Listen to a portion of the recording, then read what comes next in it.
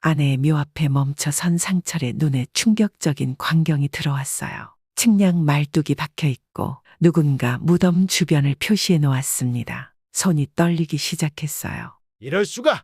설마 자식들이! 숲에서 들려오는 목소리에 상철은 재빨리 나무 뒤로 몸을 숨겼습니다. 심장이 터질 듯 뛰었어요. 여기 전체가 개발 구역입니다. 묘지들은 다른 곳으로 이장하셔야 해요.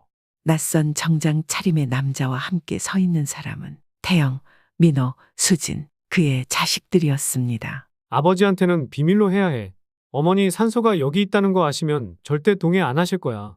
태영의 차가운 목소리에 상철의 온몸이 얼어붙었어요. 수진이 걱정스러운 얼굴로 물었습니다. 그럼 아버지는 어떻게 할 거야? 내가 알아본 양로원이 있어. 거기 모셔드리면 돼. 민호의 말에 상철의 가슴이 찢어지는 아픔으로 무너져 내렸어요. 눈앞이 캄캄해지고 다리에 힘이 풀렸습니다. 그때였어요. 붉은 여우 한 마리가 상철 앞에 나타났습니다. 여우의 눈빛은 마치 따라오라고 말하는 것 같았어요. 상철은 본능적으로 여우를 따라 숨어서 빠져나왔습니다. 한 달 전, 상철은 아들 태영의 집에 살고 있었어요. 늘 눈치 보며 살던 어느 날, 며느리의 싸늘한 목소리가 들려왔습니다. 아버님, 얼마나 더 저희 집에 계실 건가요? 태영이 스트레스 많이 받아요. 상철은 가슴에 칼이 꽂히는 듯한 아픔을 느꼈지만 억지 미소를 지었어요. 미안하구나. 곧 다른 방법을 찾아볼게. 그날 밤, 상철은 오래된 사진첩을 보며 아내에게 속삭였습니다. 미경아, 나 어떻게 하면 좋을까? 자식들이 이제 나를 버리려나 봐. 잠든 상철의 꿈에 미경이 나타났어요. 그녀의 얼굴에는 두려움이 가득했습니다. 상철아, 내 묘지가 위험해. 애들이 몰래 팔아버리려고 해. 상철이 벌떡 일어났을 때 창밖으로 붉은 여우가 그를 바라보고 있었어요. 현재 산에서 돌아온 상철은 결심했습니다. 흔들리는 손으로 오래된 여행 가방을 꺼냈어요. 그가 낡은 서랍에서 꺼낸 것은 평생 택시 운전하며 모은 통장과 부동산 증서. 내가 죽은 줄 알아. 아직 끝나지 않았어. 배신당한 아버지는 어떤 복수를 꿈꿀까요? 그리고 붉은 여우의 정체는 무엇일까요? 차창 밖으로 스쳐 지나가는 도시의 불빛들이 상철의 주름진 얼굴을 비추었습니다.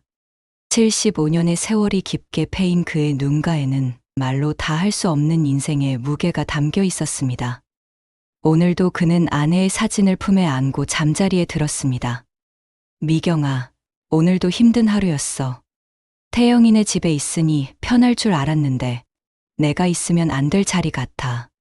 목이 메어 더 이상 말을 잇지 못했습니다. 벌써 3년. 아내가 세상을 떠난 지 3년이 지났지만 그 빈자리는 여전히 가슴을 파고드는 칼날 같았습니다. 아침이 밝았습니다. 상철은 늘 그랬듯 해 뜨기 전에 일어났습니다. 30년간의 택시 운전 습관은 은퇴 후에도 그의 일상에 깊이 배어 있었습니다. 큰아들 태영의 집에서 지내는 요즘 그는 자신의 존재가 부담스럽게 느껴질까 늘 조심했습니다. 아버지, 오늘은 시장에 나가세요? 아침 식사를 준비하던 며느리 영미가 물었습니다. 오늘은 옛 동료들을 만나기로 했어. 일찍 나가셨다. 일찍 들어오세요. 태영이 오늘 중요한 손님 데려온대요. 상철은 말없이 고개를 끄덕였습니다. 며느리의 말 한마디에서도 자신이 불편한 존재임을 느꼈습니다. 전율이 온몸을 타고 흐르며 심장이 요동쳤습니다. 하지만 그는 아무렇지 않은 척 웃음을 지었습니다. 시장 구석 작은 다방에서 상철은 오랜 택시 동료들과 만났습니다. 도시의 변화, 택시비의 상승, 그리고 요즘 젊은이들 이야기까지. 하지만 그 속에서도 그들의 대화는 어김없이 고향으로 향했습니다. 상철이, 너네 고향 청송은 지금 어떻게 변했대? 글쎄, 3년 전 미경이 데리고 마지막으로 갔을 때만 해도 많이 변했더라고. 우리 어릴 때 놀던 냇가는 다 복개되고 학교도 새로 지어졌대. 그래도 너는 좋겠다. 적어도 고향에 묘지라도 있으니. 동료의 말에 상철의 가슴이 찢어지는 아픔으로 온 세상이 무너져 내렸습니다. 아내 미경의 산소. 매달 찾아가는 그 길이 얼마나 힘든지 아무도 모를 겁니다. 하지만 그 길은 그에겐 의무이자 위안이었습니다. 아버지는 요즘 어떻게 지내세요? 집에 돌아오는 길, 우연히 마주친 둘째 민호가 물었습니다. 사업 실패 후 쉽게 웃지 못하는 아들의 모습에 상철의 마음이 아팠습니다. 그냥 그렇지. 너는 사업은 좀 나아지고 있니? 아직이요. 아버지, 솔직히 말씀드리면 제가 빚이 좀 있어요. 상철은 깊은 한숨을 내쉬었습니다. 첫째 태영은 회사가 부도 위기에 처했고, 둘째 민호는 사업 실패로 빚더미에 앉았으며, 셋째 수지는 이혼 후 경제적 어려움을 겪고 있었습니다. 자식들의 어려움이 그의 늙은 어깨를 더욱 무겁게 짓눌렀습니다. 아버지, 저 혹시 도움을 주실 수 있으세요? 민호의 목소리가 떨렸습니다. 상철은 주머니에서 통장을 꺼냈습니다. 평생 택시 운전을 하며 모은 얼마 안 되는 노후 자금이었습니다. 이거 다야. 너희 엄마 약값으로 많이 썼거든. 정말 감사합니다, 아버지. 꼭 갚을게요. 민호의 눈에 눈물이 고였습니다. 하지만 상철은 그 눈물 속에 진심이 얼마나 담겨 있는지 확신할 수 없었습니다. 그날 밤, 상철은 다시 아내의 사진을 품에 안았습니다. 미경아, 우리 자식들이 다 힘들어해. 내가 도와주고 싶은데 내 힘이 너무 약해. 눈물의 강이 되어 모든 희망이 떠내려갔습니다. 그의 거친 손가락이 사진 속 아내의 얼굴을 쓰다듬었습니다. 그 손길에는 평생 핸들을 잡았던 세월의 흔적이 고스란히 담겨 있었습니다. 보고 싶다, 미경아. 침묵. 창밖으로 차가운 달빛만이 그의 외로운 방을 비추고 있었습니다. 깊은 어둠 속에서 상철은 익숙한 목소리를 들었습니다. 상철아, 일어나. 눈을 떠보니 아내 미경이 침대 옆에 서 있었습니다. 3년 전 그 모습 그대로 흰 원피스를 입고 환하게 웃고 있었습니다. 불타는 열정이 영혼의 깊은 곳까지 파고들었습니다. 상철은 떨리는 손을 뻗었지만 손끝은 허공을 더듬을 뿐이었습니다. 미경아, 정말 너야? 미경의 얼굴이 갑자기 슬픔으로 가득 찼습니다. 상철아, 우리 땅이 위험해. 어서 가봐야 해. 상철의 심장이 미친 듯이 뛰기 시작했습니다. 땅이라면 청송에 있는 미경의 묘지를 말하는 걸까요? 무슨 일이 있는 거야, 미경아? 하지만 미경의 모습은 안개처럼 희미해지더니 이내 사라져버렸습니다. 상철은 식은땀을 흘리며 벌떡 일어났습니다. 시계를 보니 새벽 4시였습니다. 꿈이었나. 하지만 가슴 한구석이 무겁게 짓눌렸습니다. 목이 메어 숨조차 쉴 수 없는 슬픔에 잠겼습니다. 아내의 경고가 귓가에 맴돌았습니다. 아침 식사도 거른 채 상철은 버스 정류장으로 향했습니다. 청송행 첫 버스를 타기 위해서였습니다. 태영의 집을 나설 때 며느리가 불렀습니다. 아버님, 어디 가세요? 아침은요? 급한 일이 생겼어. 저녁에 들어올게. 버스 안에서 상철은 계속해서 꿈을 떠올렸습니다. 아내가 왜 그런 말을 했을까? 무엇이 위험하다는 걸까? 질문은 꼬리에 꼬리를 물었습니다. 청송버스 터미널에 도착한 상철은 곧장 산으로 향했습니다. 아내의 묘소가 있는 곳으로 가는 길은 가파르고 험했습니다. 75세의 노인에게는 너무 힘든 길이었지만 오늘만큼은 전혀 고되게 느껴지지 않았습니다. 산길을 오르던 중 갑자기 붉은색 무언가가 그의 시야를 스쳤습니다. 놀라 멈춰 서자 그것은 붉은 여우였습니다. 여우는 상철을 뚫어지게 바라보더니 천천히 앞서 걸어갔습니다. 여우가 여기에? 이 지역에서 여우를 본 것은 처음이었습니다. 더 이상한 것은 여우가 마치 그를 이끄는 듯한 행동이었습니다. 몇 걸음 가다가 뒤돌아보며 상철을 기다리는 모습이 마치 따라오라고 말하는 것 같았습니다. 전율이 온몸을 타고 흐르며 심장이 요동쳤습니다. 상철은 본능적으로 여우를 따라갔습니다. 평소 가던 길과는 다른 방향이었지만 어쩐지 여우를 신뢰하게 됐습니다.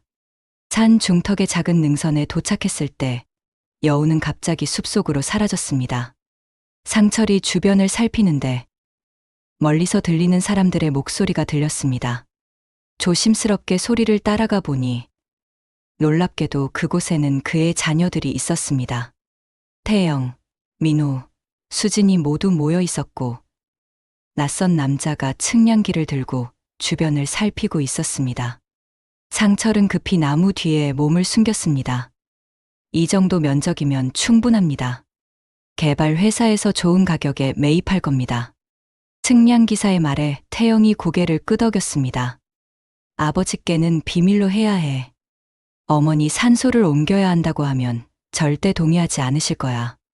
눈물의 강이 되어 모든 희망이 떠내려갔습니다.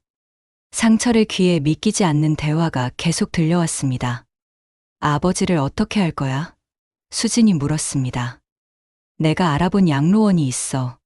환경도 좋고 의료 서비스도 괜찮아. 우리가 번갈아 방문하면 돼. 민호의 말에 상철의 가슴이 찢어지는 아픔으로 온 세상이 무너져 내렸습니다.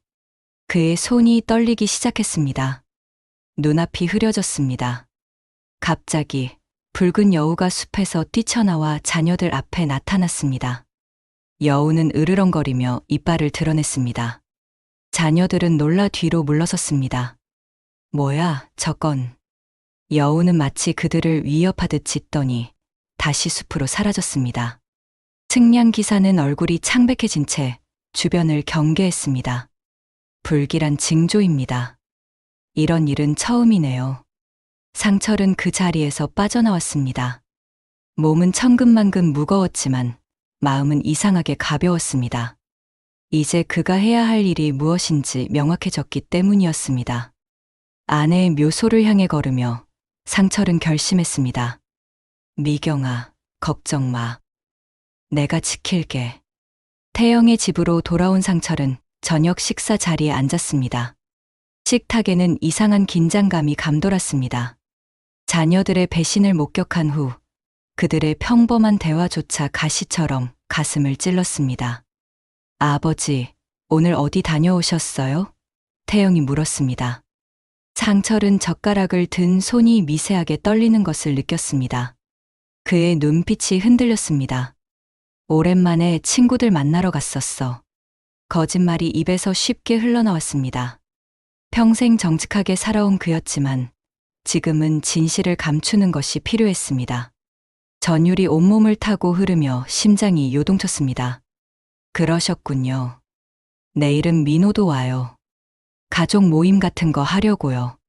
며느리 영미의 말에 상철은 고개만 끄덕였습니다. 식사를 마치고 자기 방으로 돌아온 그는 깊은 한숨을 내쉬었습니다. 믿었던 자식들의 배신, 가슴이 찢어지는 아픔으로 온 세상이 무너져 내렸습니다. 한밤중 상철은 조용히 방을 나섰습니다. 집안이 고요했습니다. 발끝으로 걸으며 태영의 서재로 향했습니다. 문을 살며시 열자 달빛이 어둠을 비집고 들어왔습니다. 책상 위에는 정리되지 않은 서류들이 흩어져 있었습니다. 떨리는 손으로 서류들을 하나씩 살펴보던 상철은 충격적인 문서들을 발견했습니다. 청송군 토지 매매 계약서, 실버타운 요양원 입소 신청서. 눈물의 강이 되어 모든 희망이 떠내려갔습니다. 흐릿한 시야로 계약서를 자세히 보니 이미 계약금이 오고 간 듯했습니다. 토지 일부는 벌써 팔린 상태였습니다. 아내의 묘소가 있는 그 땅을. 아버지? 갑작스러운 목소리에 상철은 굳어버렸습니다. 뒤를 돌아보니 막내딸 수진이 문간에 서 있었습니다. 그녀의 눈에는 당혹감과 죄책감이 뒤섞여 있었습니다. 수진아. 목이 메어 숨조차 쉴 수 없는 슬픔에 잠겼습니다. 두 사람은 한동안 말없이 서로를 바라보았습니다. 아버지, 저희가 설명드릴게요. 내일 오전에 다 같이. 지금 얘기하자. 상철의 목소리는 평소보다 단단했습니다. 수진의 어깨가 움츠러들었습니다. 그들은 거실로 자리를 옮겼습니다. 왜 그랬니? 어머니가 계신 그 땅을. 수진의 눈에서 눈물이 흘러내렸습니다. 그녀의 손이 무릎 위에서 불안하게 움직였습니다. 아버지, 사실은 태영 오빠가 회사에서 횡령 혐의로 조사받고 있어요. 민호 오빠는 빚쟁이들에게 쫓기고 있고요. 불타는 분노가 영혼의 깊은 곳까지 파고들었습니다. 하지만 상철은 냉정을 유지했습니다. 그래서 내 동의도 없이 땅을 팔아먹으려고 한 거냐? 처음엔 아버지께 말씀드리려고 했어요. 하지만 오빠들이 어머니 산소는 더 좋은 곳으로 옮기면 된다고. 수지는 말을 잇지 못했습니다. 그녀의 어깨가 흐느낌으로 떨렸습니다. 이미 얼마나 받았니? 계약금으로 3천만 원 받았어요. 오빠들이 각각 1,000만 원씩 가져갔고, 저도. 상철은 쓰라린 웃음을 지었습니다. 자식들을 위해 평생 택시 운전을 하며 허리가 굽었습니다. 눈이 침침해질 때까지 밤 운전을 했습니다. 그런 그의 노력이 이렇게 배신으로 돌아올 줄은 몰랐습니다. 아버지, 정말 죄송해요. 저도 이혼하고 아이들 키우느라 너무 힘들어서. 상철은 천천히 일어섰습니다. 그의 눈에는 더 이상 분노도 슬픔도 없었습니다. 대신 단단한 결의가 자리 잡았습니다. 고맙다, 수진아. 진실을 말해줘서. 아버지, 이제 내가 어떻게 해야 할지 알겠구나. 다음 날 아침, 태영이 깜짝 놀란 표정으로 그를 바라보았습니다. 상철은 짐을 싸고 있었습니다. 아버지, 무슨 일이세요? 내 갈 길이 생겼어. 상철의 목소리에는 더 이상 망설임이 없었습니다. 아내와의 약속, 그 땅을 지키겠다는 결심. 그의 삶에 새로운 목표가 생겼습니다. 돌아오지 않을 겁니다. 태영의 얼굴이 창백해졌습니다. 그는 뭐라 말하려 했지만 상철은 이미 현관문을 향해 걸어가고 있었습니다. 챕터 4 마지막 생일. 2주가 흘렀습니다. 상철은 오래된 친구 집에 머물며 다음 행동을 고민했습니다. 그러던 어느 날, 민호에게서 전화가 왔습니다. 아버지, 어디 계세요? 모두 걱정하고 있어요. 상철은 쓴웃음을 지었습니다. 목소리에 감정을 실지 않으려 노력했습니다. 걱정 말고 너희 일이나 해. 내일이 아버지 생일이잖아요. 우리 모두 모여서 축하드리고 싶어요. 전율이 온몸을 타고 흐르며 심장이 요동쳤습니다. 자신의 생일. 상철은 완전히 잊고 있었습니다. 75번째 생일. 제발요, 아버지. 태영이 집에서 저녁 식사라도 같이 해요. 애들도 보고 싶어 해요. 마음 한구석이 흔들렸습니다. 손주들 얼굴을 보고 싶은 마음이 불현듯 솟아올랐습니다. 알았다. 가지. 이튿날 저녁, 상철은 태영의 집 앞에 서 있었습니다. 문을 두드리기 전 깊은 숨을 들이마셨습니다. 문이 열리자 손주들이 달려와 그를 안았습니다. 할아버지, 생일 축하해요. 아이들의 순수한 목소리에 상철의 얼어붙은 마음이 조금 녹았습니다. 거실에는 생일 케이크와 생일 축하합니다. 글자가 벽에 걸려 있었습니다. 태영, 민호, 수진과 그들의 배우자들이 모두 모여 있었습니다. 겉으로는 화목한 가족 모임 같았지만 공기 중에는 묘한 긴장감이 감돌았습니다. 수진은 상철과 눈을 마주치지 못했습니다. 태영은 어색한 미소를 지었습니다. 아버지, 오랜만이에요.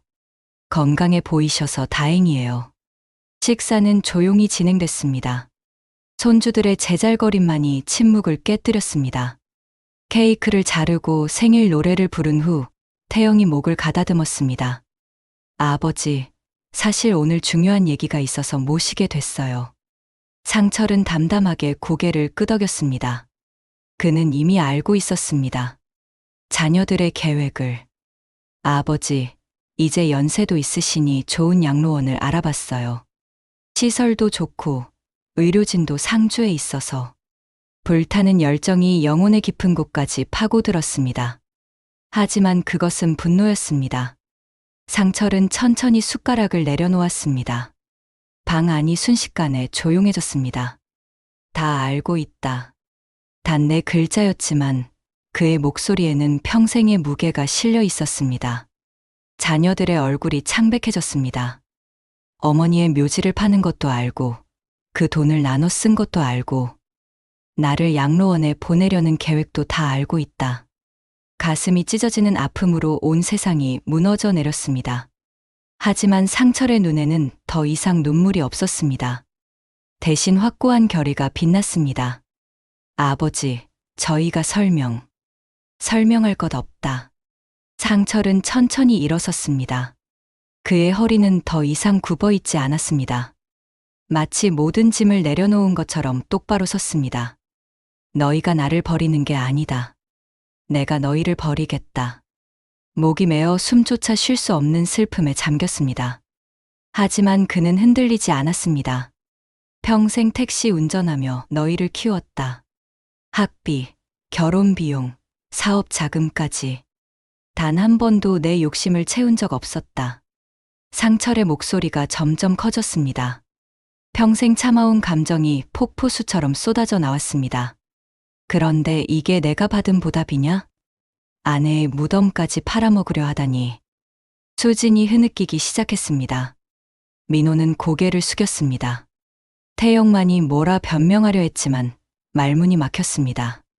그때였습니다. 창문 밖에서 붉은 형체가 나타났습니다. 상철이 먼저 알아봤습니다. 붉은 여우였습니다. 여우는 창문 너머로 가족들을 응시했습니다. 그 눈빛은 마치 심판자 같았습니다. 저게 뭐죠? 태영의 아내가 놀라 소리쳤습니다. 모두의 시선이 창문으로 향했지만 여우는 이미 사라진 후였습니다. 침묵 속에서 상철은 문을 향해 걸어갔습니다. 아버지, 어디 가세요? 민호가 다급히 물었습니다. 내 갈 길이 생겼다. 눈물의 강이 되어 모든 희망이 떠내려갔습니다. 하지만 그것은 과거를 향한 마지막 작별 인사였습니다. 상철의 앞에는 새로운 길이 펼쳐져 있었습니다. 문을 열기 전 그는 마지막으로 자녀들을 돌아봤습니다. 다시는 찾아오지 마라. 나는 이제 혼자서도 잘 살 수 있다. 문이 닫히는 소리가 마치 한 시대의 종말을 알리는 것 같았습니다. 챕터 5 제2의 인생.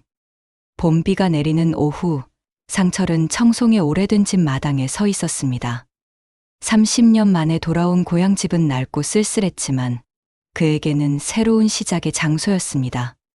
빗물이 지붕에서 떨어지는 소리가 마치 오래된 시계처럼 규칙적으로 들렸습니다. 다시 시작이다. 그의 목소리는 단단했습니다. 자녀들과의 결별 후 상철의 눈빛은 더 이상 흐릿하지 않았습니다. 불타는 열정이 영혼의 깊은 곳까지 파고들었습니다. 75세의 나이에 새 인생을 시작한다는 것. 두렵지만 더 이상 물러설 곳은 없었습니다. 오래된 방을 청소하며 상철은 지난 날을 떠올렸습니다. 택시 운전사로 일하며 자녀들을 키웠던 나날들. 하루하루가 고된 싸움이었지만 그때는 적어도 희망이 있었습니다. 지금은 모든 것을 새로 만들어야 했습니다. 다음 날 시장 구석 다방에서 상철은 옛 동료들과 다시 만났습니다. 그들의 얼굴에는 세월의 흔적이 깊게 새겨져 있었습니다. 정말로 여기 정착할 거야? 친구 영철이 물었습니다. 그래. 이제 와서 서울로 돌아갈 이유가 없어. 근데 어떻게 살 거야? 돈은 있어? 상철은 쓴웃음을 지었습니다. 주머니가 가벼웠습니다. 남은 것이라곤 얼마 안 되는 연금뿐이었습니다. 그것 참 문제네. 대화가 침묵으로 빠져들 때 옆자리에 앉아있던 박 노인이 입을 열었습니다. 상철이, 우리 마을에 빈집이 많아졌어. 젊은이들이 다 떠나고 노인들만 남았지. 상철의 눈이 천천히 커졌습니다. 문득 머릿속에 아이디어가 번쩍였습니다. 전율이 온몸을 타고 흐르며 심장이 요동쳤습니다. 혹시 그 빈집들 값이 얼마나 해? 거의 폐가 수준이라 헐값일걸. 근데 왜? 상철의 눈이 반짝였습니다. 그의 손이 테이블을 세게 내리쳤습니다. 우리 노인 공동체를 만들면 어떨까? 동료들의 표정이 의아함에서 호기심으로 바뀌었습니다. 상철은 열정적으로 설명하기 시작했습니다. 빈집을 저렴하게 사서 함께 고치고 우리 같은 노인들이 모여 살자고. 실버 쉐어하우스라고 하지. 각자 기술도 있잖아. 영철이는 목수 일도 했었고 만수는 전기 일도 할 줄 알고. 가슴 속에서 불꽃이 타오르는 듯 했습니다. 오랜만에 느끼는 희망의 감각이었습니다. 미쳤나? 우리 나이에? 만수가 웃으며 말했습니다. 나이가 중요한가? 우리가 무엇을 할 수 있는지가 중요하지. 상철의 확신에 찬 목소리에 점점 동료들의 눈빛이 변하기 시작했습니다. 그들의 주름진 얼굴에도 희망의 빛이 서서히 떠올랐습니다. 그날 이후 상철은 매일 마을을 돌아다니며 빈집을 확인했습니다. 오래된 운전면허증을 갱신해 중고차를 구입했습니다. 택시 운전 경험을 살려 마을 주민들의 이동을 돕기도 했습니다. 조금씩 그는 마을에 새로운 뿌리를 내리고 있었습니다. 아내의 묘소도 자주 찾았습니다. 이제 그곳은 슬픔의 장소가 아니라 힘을 얻는 곳이 되었습니다. 미경아, 내가 새로운 일을 시작했어. 늦은 나이지만 아직 할 수 있는 게 많더라고. 묘소 주변을 정성껏 가꾸며 상철은 미소 지었습니다. 목이 메어 숨조차 쉴 수 없는 슬픔은 이제 없었습니다. 어느 날 묘소에서 돌아오는 길에 붉은 여우가 다시 나타났습니다. 이번에는 위협적이지 않았습니다. 여우는 그를 바라보다가 천천히 다가왔습니다. 너 계속 나를 지켜봤구나. 여우의 눈빛은 마치 오래된 친구 같았습니다. 상철은 조심스럽게 손을 내밀었고 놀랍게도 여우는 그 손을 잠시 냄새 맡더니 숲으로 사라졌습니다. 한 달이 지난 후 상철의 실버 쉐어하우스 계획은 서서히 현실이 되어가고 있었습니다. 첫 번째 집을 함께 수리하며 노인들의 얼굴에는 활기가 돌았습니다. 그러던 어느 날 뜻밖의 방문객이 찾아왔습니다. 수진이었습니다. 그녀의 눈은 붉게 충혈되어 있었습니다. 아버지. 눈물의 강이 되어 모든 희망이 떠내려갔습니다. 하지만 상철의 마음은 이미 단단했습니다. 태영 오빠가 횡령 혐의로 기소됐어요. 민호 오빠는 파산했고요. 가슴이 찢어지는 아픔으로 온 세상이 무너져 내릴 법했지만 상철은 담담히 받아들였습니다. 그의 표정에는 더 이상 동요가 없었습니다. 네, 잘못은 아니야. 용서해 주세요, 아버지. 저도 동참했었잖아요. 상철은 천천히 손을 내밀었습니다. 그의 손은 주름졌지만 힘이 있었습니다. 새의 인생을 시작하는 법을 배우고 있단다. 너도 그렇게 해. 계절이 한 바퀴 돌아 다시 봄이 왔습니다. 상철의 실버 쉐어하우스 프로젝트는 놀라운 성공을 거두고 있었습니다. 처음에는 세 채의 빈집으로 시작했지만 이제는 10채가 넘는 집들이 노인 공동체로 변모했습니다. 12명의 노인들이 함께 모여 살며 서로의 외로움을 달래고 있었죠. 상철 씨, 이제 당신은 우리 마을의 영웅이에요. 이장이 그의 어깨를 두드리며 웃었습니다. 오늘은 지역 뉴스팀이 청송의 실버 쉐어하우스를 취재하러 온 날이었습니다. 영웅은 무슨, 그저 살아남기 위한 선택이었을 뿐입니다. 상철의 겸손한 대답이었지만 그의 눈에는 자부심이 빛나고 있었습니다. 불타는 열정이 영혼의 깊은 곳까지 파고들었습니다. 76세의 나이에 그는 새로운 삶의 모델을 만들어냈습니다. 실버 쉐어하우스의 성공 비결이 무엇이라고 생각하세요? 기자가 물었습니다. 상철은 잠시 생각에 잠겼습니다. 그의 주름진 얼굴에 미소가 번졌습니다. 서로 돕는 마음이지요. 혼자서는 할 수 없는 일도 여럿이 모이면 가능해집니다. 택시 운전을 30년 했는데 그때 배운 게 있습니다.